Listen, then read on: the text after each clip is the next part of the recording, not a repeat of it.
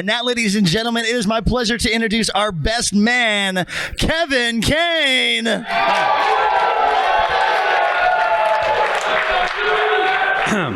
Mic check. All right, cool. Thank you, everyone. For those who don't know, I am Adam's little brother, Kevin Caine. His less attractive, more likable little brother. Let me just this. Sorry. I wrote this speech after Adam and Connie's 5-year dating anniversary. So there was some dust I had to really get off of there. Really took your time, eh, brother? Wow, what a great crowd. First, I'd like to thank Frank and Mary Sue for all the effort they've put into having us tonight for this wonderful event.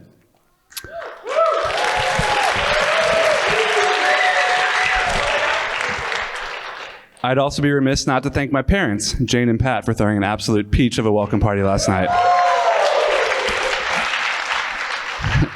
Adam and Connie Caine.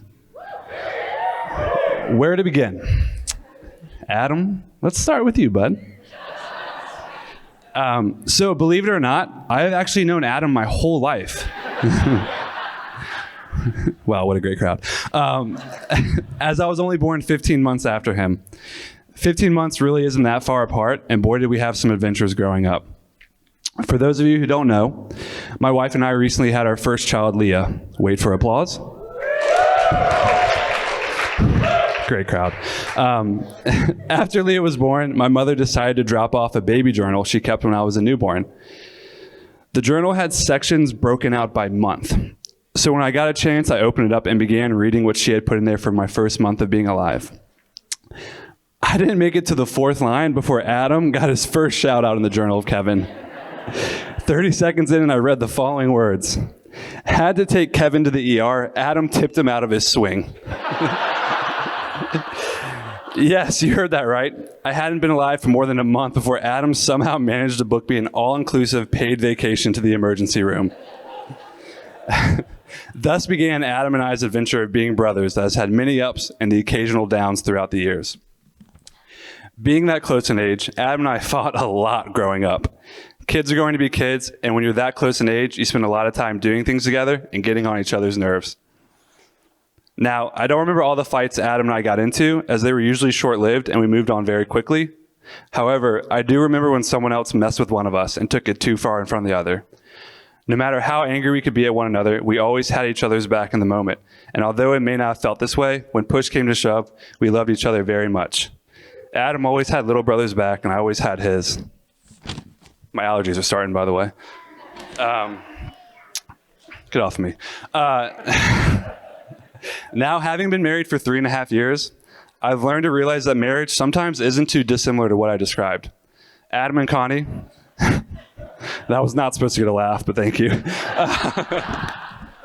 Adam and Connie, there are going to be times where you're angry with each other. You're about to spend a lifetime together. It's only natural conflict will arise, and there will be moments where you feel at odds. But one of the best parts of marriage is knowing that someone always has your back. Life is up and down, and that applies for everyone.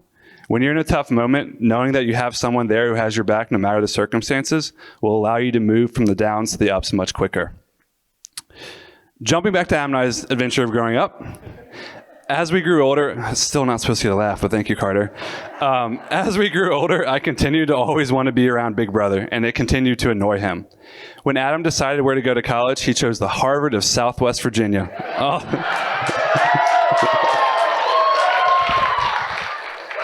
Wow, what a great crowd.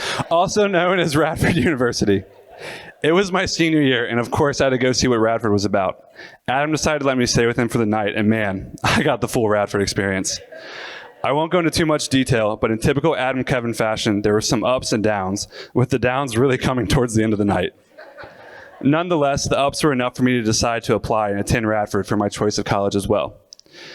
Now, Adam could have been annoyed that little brother was tagging along and left me to fend for myself, but instead, Adam welcomed me and always invited me to hang out with all of his friends. I was never that freshman in college who was looking for something to do, because Adam never hesitated to invite me and my fellow freshman friends to come around. Some of these friends that Adam introduced me to that year are now some of my best friends today. Adam, I've never really thanked you for that. Leaving the nest is a scary experience, and it's not lost on me that you helped me transition into independence by removing a lot of that fear. So thank you for that. I also think, oh, yes, thank you. This is going really great. I also think this is where Adam and I grew our closest. As we grew older, we grew closer. When parents who have children close in age find out I have a brother just 15 months older than me, they usually ask me what it was like growing up in that situation. I always tell them the same thing.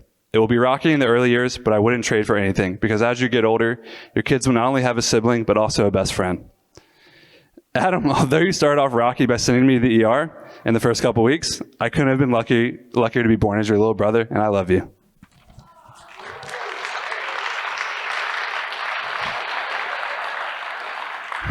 Now, Caine. Connie Caine. So I still remember the first night I met Connie. It was freshman year upstairs in greenhouse. I remember this because that Christmas, Adam and I received these koozies from our dad. The koozies were these Labrador retriever heads. They were extremely bulky and actually really hard to carry, so I'd give them a D- on functionality. If you know my family, you know we prioritize pageantry over functionality. We'd rather have a laugh using something that doesn't work than use something plain and boring that does. Shout out Pat Caine. Well, I ventured into greenhouse that evening, and there was this blonde girl holding the Labrador koozie with Adam nowhere to be seen. Certainly no one is tacky enough to also have one. So she either stole it from Adam's room or asked Adam to use it. Regardless of which, I knew I respected this woman and made it a point to get to know her. Thus began Connie and I's friendship, well before Adam and her decided to believe in a thing called love. Fast forward a year, and Halloween's coming up.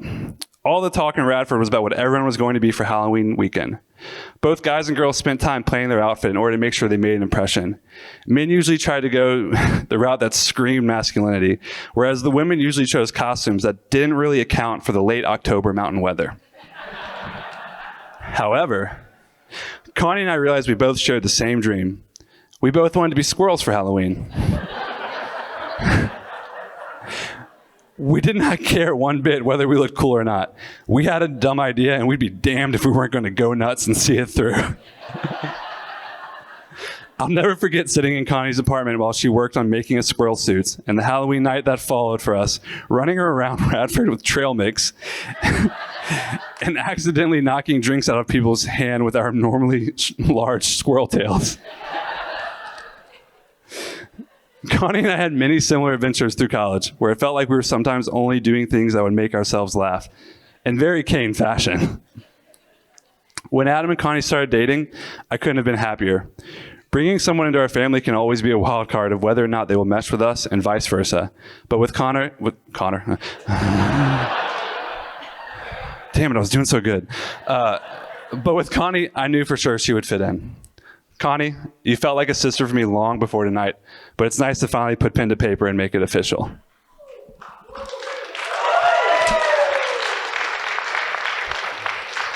Wow, what a great crowd.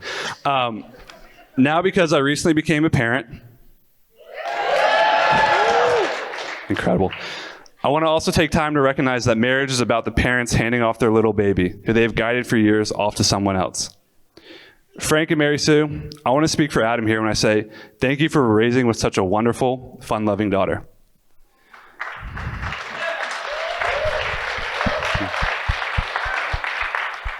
Pat and Jane, Mom and Dad, I'm speaking for Connie here when I say you tried your best and going 1 for 2 ain't bad.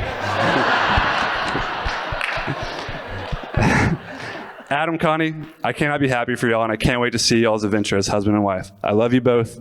Cheers.